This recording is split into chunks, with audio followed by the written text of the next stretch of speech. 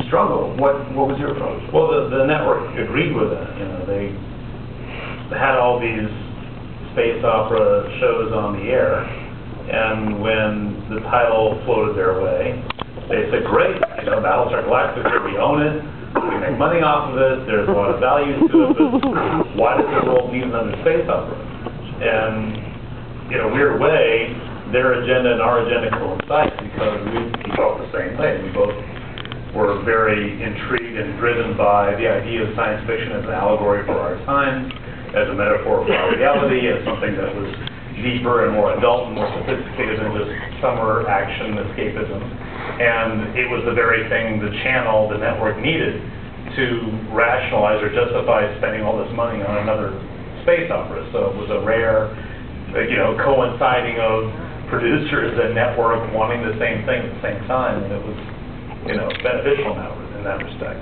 But the pilot itself was such a proof of concept, like just a way to demonstrate that this could function. I mean, you guys must have been really excited when it came off the way it did. Nauseous, but excited. I mean, I remember that the moment that I thought we really had something in terms of its acceptance as a show, because I kind of always believed the show was good. I just liked it and didn't really care what happened because I always sort of felt like we had done this thing and we were proud of it and that was enough. But you really still hope against hope that it's going to be successful.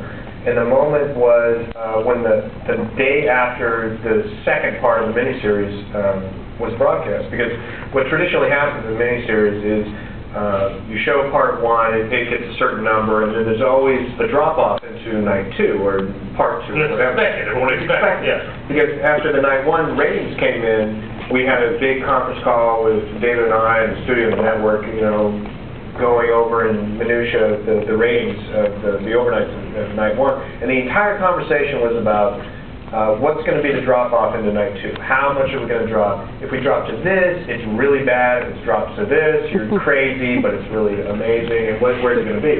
And the day after the second part aired, the number actually went up. And no one had ever experienced anything like this. And there was this sort of like stunned group on the phone talking about, well, I guess that's, I mean, it went up.